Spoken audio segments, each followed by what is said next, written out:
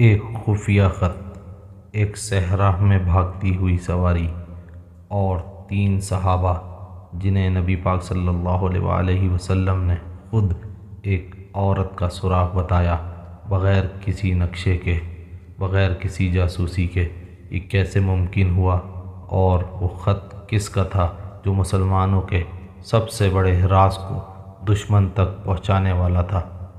السلام علیکم۔ آج ہم سنیں گے فتح مکہ سے پہلے کا ایک ایسا واقعہ جو صحیح مسلم میں حضرت علی رضی اللہ تعالی عنہ کی زبانی مروی ہے۔ ایک ایسا سبق جو آج بھی ہمیں سکھاتا ہے کہ غلطی اور نفاق میں کیا فرق ہوتا ہے۔ یہ حضرت علی خود بیان فرماتے ہیں۔ وہ کہتے ہیں کہ رسول اللہ صلی اللہ علیہ وسلم نے مجھے، حضرت زبیر کو اور حضرت مقداد کو بلایا اور حکم دیا، خاص کے باغ کی طرف جاؤ، وہاں تمہیں ایک عورت ملے گی جو اونٹ پر سوار ہے، اس کے پاس ایک خط ہے، وہ خط لے آؤ۔ ہم تینوں فوراً روانہ ہو گئے، گھوڑے دوڑاتے ہوئے، اور واقعی کچھ ہی دیر میں وہ عورت مل گئی، بالکل وہیں جہاں نبی پاک صلی اللہ علیہ وسلم نے بتایا تھا۔ ہم نے اس سے کہا، خط نکالو۔ عورت نے صاف انکار کر دیا، میرے پاس کوئی خط نہیں ہے۔ ہم نے کہا، یا تو خود نکال دو ورنہ ہم تمہاری تلاشی لیں گے۔ یہ سن کر عورت نے اپنی بندھی ہوئی چوٹیوں کے اندر سے وہ خط نکال کر دے دیا۔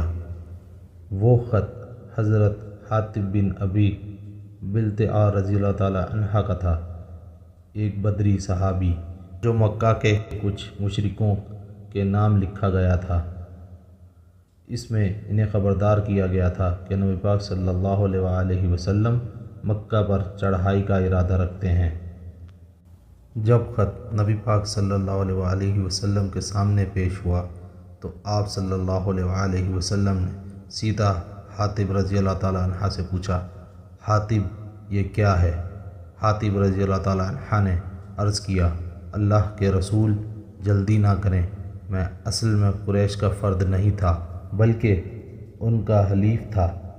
آپ کے ساتھ جو مہاجرین ہیں ان کے مکہ میں رشتہ دار موجود ہیں جو ان کے گھر والوں کی حفاظت کرتے ہیں، لیکن میرا وہاں کوئی نہیں، اس لیے میں نے چاہا کہ قریش پر کوئی احسان کر دوں تاکہ وہ بدلے میں میرے رشتہ داروں کی حفاظت کریں۔ یہ کام میں نے کفر یا دین سے پھر جانے کی وجہ سے ہرگز نہیں کیا۔ نبی پاک صلی اللہ علیہ وسلم نے فرمایا، اس نے سچ کہا ہے۔ یہ سن کر حضرت عمر رضی اللہ تعالی عنہ سے رہا نہ گیا۔ انہوں نے عرض کیا، اللہ کے رسول مجھے اجازت دیں، میں اس منافق کی گردن اڑا دوں۔ نبی پاک صلی اللہ علیہ وسلم نے نرمی سے فرمایا، یہ بدر کی لڑائی میں شریک ہوا تھا، تمہیں کیا معلوم، شاید اللہ نے اہل بدر کو دیکھ کر فرما دیا ہو، جو چاہو کرو، میں نے تمہیں معاف کر دیا۔ اور اسی موقع پر اللہ تعالیٰ نے قرآن مجید میں یہ آیت نازل فرمائی، اے ایمان والو، میرے اور اپنے دشمنوں کو دوست نہ بناؤ۔ اس واقعے میں ہمارے لیے کئی گہرے سبق ہیں۔ پہلا، غلطی اور نفاق میں فرق ہوتا ہے۔ حاطب رضی اللہ تعالیٰ عنہ سے انسانی کمزوری کی بنا پر غلطی ہوئی، دل سے کفر نہیں کیا۔ دوسرا، سزا دینے سے پہلے ہمیشہ وجہ پوچھنی چاہیے، فوراً فیصلہ نہیں کرنا چاہیے۔ تیسرا، پرانی نیکیاں جیسے بدر میں شرکت اللہ کے ہاں بہت وزن رکھتی ہے۔ اور چوتھا، اللہ تعالیٰ اپنے نبی صلی اللہ علیہ وسلم کے راز کی خود حفاظت فرماتا ہے، چاہے کوئی کتنی ہی چالاکی سے اسے افشا کرنے کی کوشش کرے۔ اگر یہ واقعہ آپ کے لیے مفید رہا ہو تو لائک اور شیئر کرنا نہ بھولیں، اور ایسے ہی سیرت کے واقعات کے لیے چینل کو سبسکرائب کر دیں۔ اللہ حافظ۔